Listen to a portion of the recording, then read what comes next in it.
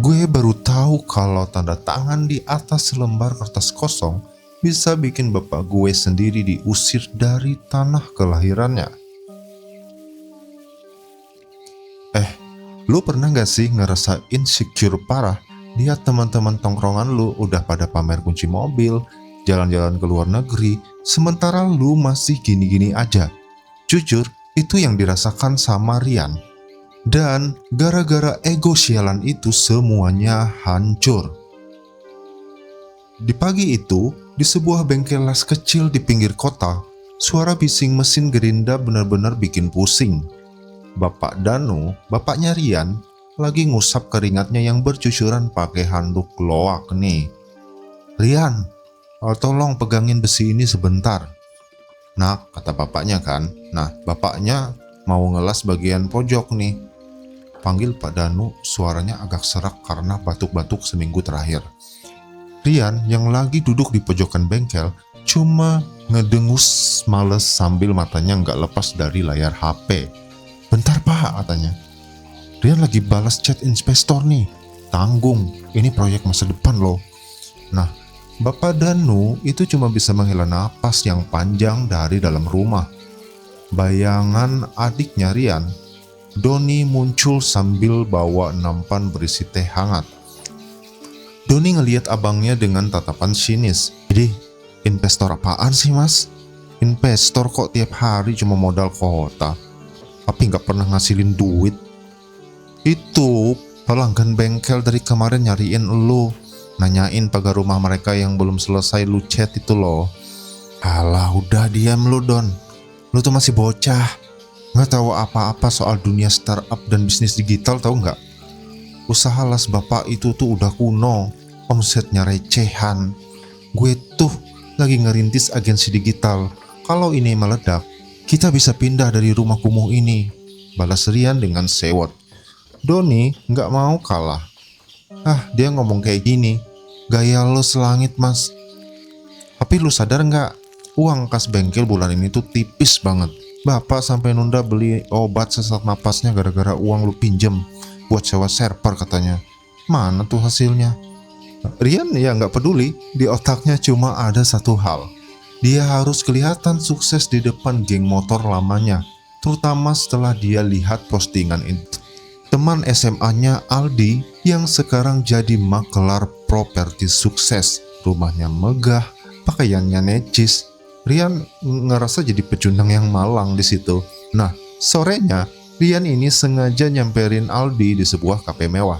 Rian bergaya sok sibuk, padahal ya dompetnya tiris gitu kan. "Wah, Rian, apa kabar lu? Gaya lu udah kayak CEO aja sekarang," sapa Aldi sambil memamerkan jam tangan emasnya. Rian tersenyum kecut. "Ya gitu deh Al, lagi bangun agensi kreatif. Tapi ya lu tahu sendiri, modal awal di kota besar gini agak seret kalau mau langsung skalabilitas besar." Nah, Aldi ini mangut-mangut, senyumnya mencurigakan. "Kebetulan banget Yan, gue punya kenalan investor swasta.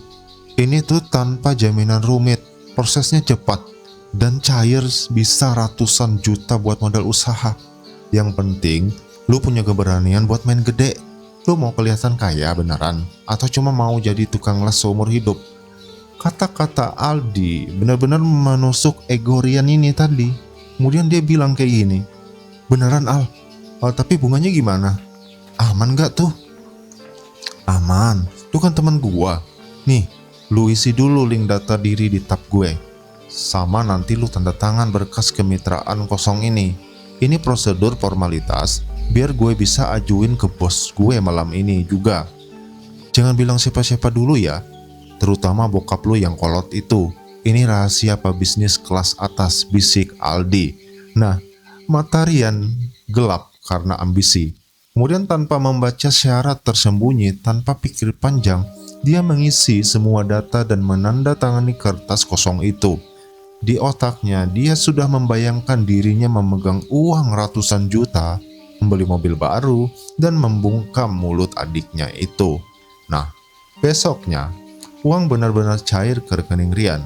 Gila, jumlahnya fantastis. Rian langsung kalap. Bukannya dipakai buat modal bisnis yang jelas, dia malah menyewa kantor elit, membeli laptop berspesifikasi dewa, dan memposting semua kemewahan palsu itu di media sosialnya. Dia merasa sudah di puncak dunia, sampai akhirnya sebulan kemudian badai itu datang. Rian baru saja pulang ke rumah dengan kaos brandednya. Ketika dia melihat halaman bengkel bapaknya sudah ramai oleh tetangga. Di depan pintu, 3 orang pria berbadan besar dengan jaket kulit hitam sedang membentak Pak Dano. "Heh, tua bangka," kata mereka kan. "Anak lu udah nunggak bayar komitmen investasi dan denda operasional. Totalnya 200 juta rupiah. Nah, kalau minggu ini nggak lunas, tanah bengkel ini pindah ke pemilikan. Karena sertifikatnya tuh sudah dijaminkan lewat surat kuasa yang ditandatangani anak lo," teriak salah satu debt collector itu sambil melempar berkas ke meja. Bapak Danu gemetar, wajahnya pucat pasi. Surat kuasa apa ya? Saya nggak pernah menjaminkan tanah ini. Ini tanah warisan, satu-satunya tempat kami mencari makan, ujar Pak Danu. Doni yang melihat Rian datang langsung mencengkram kerah baju abangnya.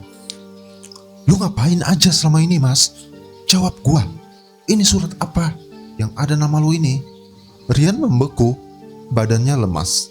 Dia baru sadar, kertas kosong yang dia tanda tangani di depan Aldi ternyata adalah surat kuasa manipulatif yang menjaminkan aset bengkel bapaknya ke jaringan rentenir mafia tanah berkepemilikan ilegal. "Pak Don, Rian nggak bermaksud begitu. Rian cuma mau cari modal," suara Rian gemetar. Bapak Dano memegangi dadanya yang mendadak sesak. Beliau menatap Rian dengan pandangan paling hancur yang pernah Rian lihat. "Rian, Bapak nggak pernah minta kamu jadi orang kaya, nak. Bapak cuma mau kamu jujur dan bantu Bapak. Kenapa kamu ini tega menukar tempat tinggal kita ini demi harga diri palsumu itu, nak?" Nah, detik itu juga Pak Danu langsung ambruk. Beliau pingsan akibat serangan sesak napas akut dan syok berat. Di tengah kepanikan, ambulan yang membawa bapaknya ke rumah sakit. Rian mencoba menelpon Aldi berkali-kali, namun nomornya sudah tidak aktif. Rian mendatangi kantor Aldi, namun tempat itu juga sudah kosong. Aldi ternyata adalah bagian dari sindikat makelar bodong yang sengaja menjebak anak-anak muda insecure untuk menguras aset keluarga mereka. Nah, kemudian Rian ini ketakutan, malu, dan merasa dikejar-kejar oleh ancaman preman. Rian mengambil keputusan paling kecut, yaitu dia kabur malam itu juga. Dia mematikan HP-nya dan naik bus menuju luar kota, meninggalkan bapaknya yang kritis di rumah sakit dan adiknya yang berjuang sendirian. 2 minggu kemudian, Rian hidup luntang-lantung di terminal kota seberang nih. Dia tidur di emperan, kelaparan, dan ketakutan setiap kali melihat orang berjaket hitam. Kehormatannya hilang, egonya hancur total. Dia sadar, laptop mewah dan pakaian mahal yang dia banggakan kemarin sama sekali nggak ada gunanya sekarang. Hingga akhirnya dia memberanikan diri menyalakan HP-nya yang retak. Ada satu pesan suara dari Doni. "Mas, kalau lu masih punya hati, balik. Bapak udah sadar. Akan tetapi bengkel kita udah disegel. Kita sekarang numpang di rumah RT. Dan tapi lu gak usah takut sama preman-preman itu lagi. Pak RT dibantu warga udah laporin Aldi dan komplotannya ke polisi atas dugaan penipuan dokumen ilegal dan pemerasan. Udahlah, kasus ini tuh lagi diusut. Nah, tapi polisi butuh kesaksian lu sebagai korban sekaligus pelaku yang menandatangani berkas. Lu harus tanggung jawab, Mas. Jangan jadi pengecut terus." Nah, mendengar suara adiknya yang bergetar namun tegar, tangis Rian pecah di pojokan terminal yang dingin. Dia sadar nih guys, Pelariannya justru membuat keluarganya ini makin menderita. Nah, setelah itu 6 bulan berlalu nih. Suasana di dalam ruang jeruji besi itu tampak sunyi. Rian duduk dengan pakaian tahanan. Rambutnya dicukur rapi. Meskipun dia adalah korban penipuan Aldi, Rian tetap harus menjalani hukuman kurungan beberapa bulan. Loh, kenapa? Karena dia terbukti ya, ada unsur penipuan sistemik oleh sindikat Aldi yang kini juga sudah diringkus. Kemudian pintu besi terbuka. Doni masuk bersama Bapak Danu yang berjalan pelan menggunakan tongkat. Wajah bapaknya ini tampak jauh lebih ikhlas sih. Rian itu langsung bersujud di balik sekat kaca. Air matanya tuh mengalir deras. Bapak, Don, maafin Rian ya. Rian udah hancurin nama baik keluarga kita. Rian egois. Nah, Bapak Danu menempelkan tangannya di kaca, tersenyum tipis. Sudahlah nak, jangan menangis lagi. Tanah bengkel kita sudah kembali. Walau sekarang kita harus mulai dari nol lagi buat bayar sisa biaya perkara. Bapak dan Doni nunggu kamu pulang. Tepat kamu bukan di sini, nak. Doni menatap abangnya dengan tatapan yang kini jauh lebih dewasa.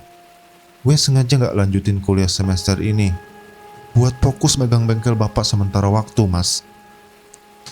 Tapi gue gak pernah benci sama lo. Gue cuma mau lo paham satu hal. Doni menarik napas dalam-dalam. Hormat dan harga diri lu itu gak pernah datang dari apa yang lu pakai atau apa yang lu pamerin di media sosial.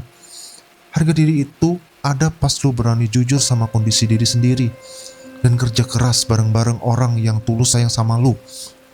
Cepat pulang, mas. Kerjaan las di bengkel numpuk. Gue gak bisa nyelesain sendirian tanpa abang gue.